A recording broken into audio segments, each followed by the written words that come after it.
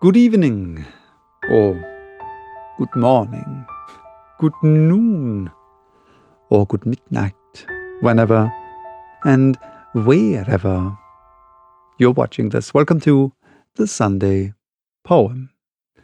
Today, it's a poem by one of the most influential authors of all time, simply for the fact that this man invented one of the most famous and most influential fictional characters of all times. Or should I say, one of the most famous and most influential humanoid fictional characters of all times. I'm talking about Sir Arthur Conan Doyle and his ingenious detective Sherlock Holmes.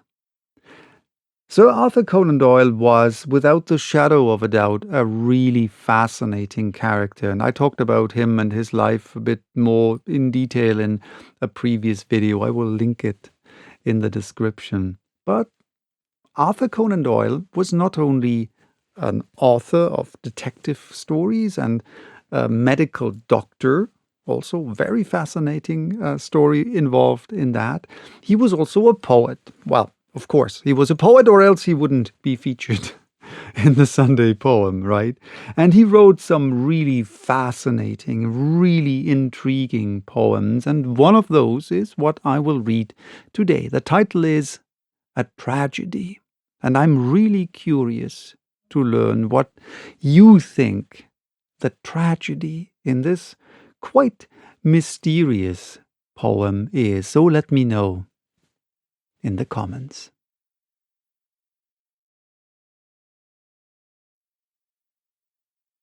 Who's that walking on the moorland?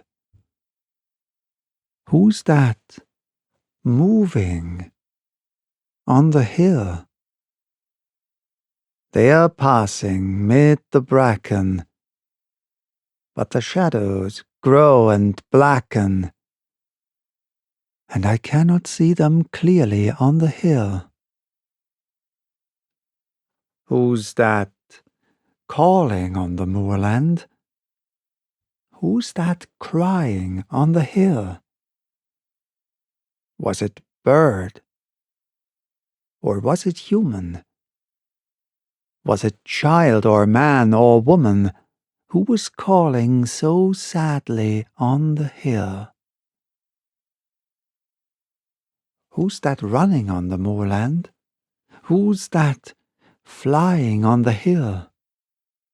He is there, and there again, but you cannot see him plain, for the shadow lies so darkly on the hill. What's that lying in the heather? What's that lurking on the hill? My horse will go no nearer, and I cannot see it clearer, but there's something that is lying on the hill.